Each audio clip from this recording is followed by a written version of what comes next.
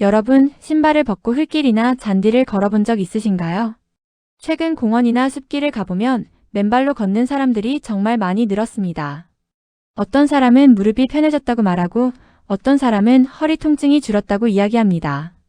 또 잠이 잘 오고 스트레스가 줄었다는 경험담도 쉽게 찾아볼 수 있습니다.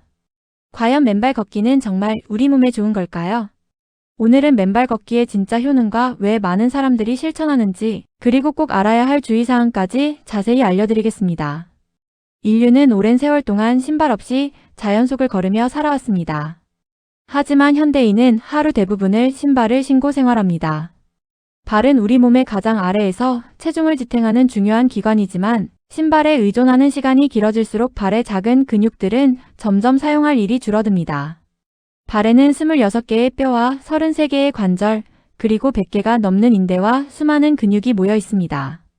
이 작은 기관이 우리 몸 전체를 떠받치는 기초가 되는 것입니다. 맨발로 걷기 시작하면 가장 먼저 달라지는 것은 발 근육입니다. 신발을 신고 걸을 때보다 발가락과 발바닥의 작은 근육들이 훨씬 활발하게 움직입니다. 땅을 직접 느끼면서 균형을 잡기 위해 발 전체가 자연스럽게 사용되기 때문입니다. 꾸준히 맨발로 걷다 보면 발이 튼튼해지고 오래 걸어도 쉽게 피곤하지 않으며 발목을 삐끗하는 위험을 줄이는 데도 도움이 될 수 있습니다. 발이 건강해지면 자세에도 긍정적인 변화가 나타날 수 있습니다. 집을 지을 때 기초가 튼튼해야 건물이 오래가는 것처럼 우리 몸도 발이 바로 서야 무릎과 골반, 허리까지 안정될 수 있습니다.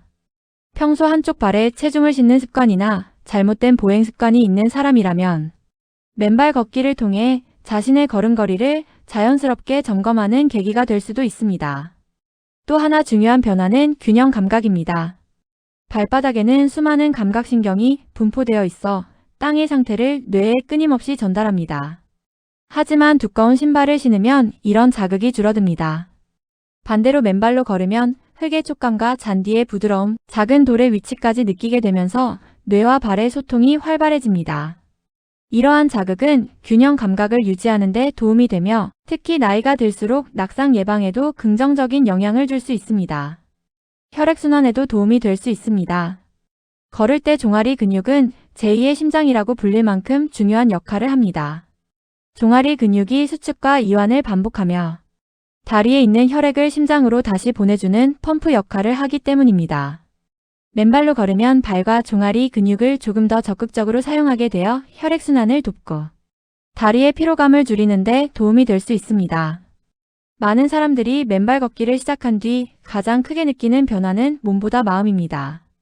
잔디를 밟고 흙길을 걸으며 새소리와 바람, 소리를 듣는 것만으로도 마음이 편안해졌다고 말하는 사람들이 많습니다. 자연 속에서 천천히 걷는 행동 자체가 긴장을 완화하고 스트레스를 줄이는 데 도움이 될 수 있기 때문입니다. 바쁜 일상 속에서 잠시 신발을 벗고 자연과 연결되는 시간은 몸뿐 아니라 마음에도 좋은 휴식이 될 수 있습니다. 발의 아치도 중요합니다.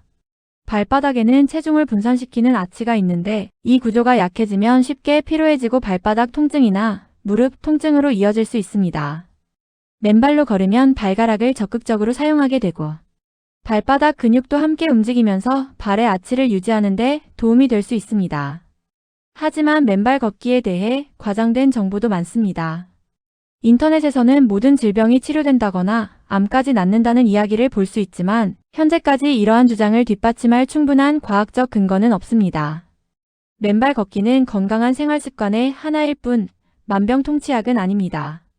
올바른 식습관과 규칙적인 운동, 충분한 수면과 함께 실천할 때 더욱 좋은 효과를 기대할 수 있습니다. 그렇다면 어떻게 시작하는 것이 좋을까요? 처음부터 오래 걸을 필요는 없습니다. 하루 10분 정도만 천천히 시작해도 충분합니다.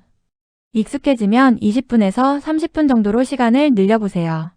걷는 장소는 잔디나 흙길처럼 부드러운 곳이 좋으며 깨진 유리나 날카로운 돌이 있는 곳은 반드시 피해야 합니다. 걷기를 마친 뒤에는 발을 깨끗이 씻고 상처가 없는지 확인하는 습관도 중요합니다. 모든 사람에게 맨발 걷기가 적합한 것은 아닙니다. 당뇨병으로 발의 감각이 떨어진 분들은 작은 상처도 심각한 감염으로 이어질 수 있으므로 특히 주의해야 합니다. 발바닥에 상처가 있거나 심한 족저근막염이 있는 경우에도 무리하게 시작하는 것은 좋지 않습니다. 자신의 몸 상태를 먼저 확인하고 필요하다면 전문가와 상담한 뒤 시작하는 것이 가장 안전합니다. 결국 맨발 걷기의 가장 큰 장점은 누구나 쉽게 시작할 수 있다는 것입니다. 특별한 장비도 필요 없고 돈도 들지 않습니다. 하루 20분 정도 자연 속을 천천히 걸으며 발의 근육을 깨우고 균형 감각을 키우고 몸과 마음을 함께 쉬게 하는 것. 이것이 바로 많은 사람들이 맨발 걷기를 꾸준히 실천하는 이유입니다. 오늘 저녁 가까운 공원의 잔디밭이나 흙길에서 단 10분만이라도 신발을 벗고 걸어보세요. 작은 습관 하나가 여러분의 건강을 조금씩 바꾸는 시작이 될지도 모릅니다. 감사합니다.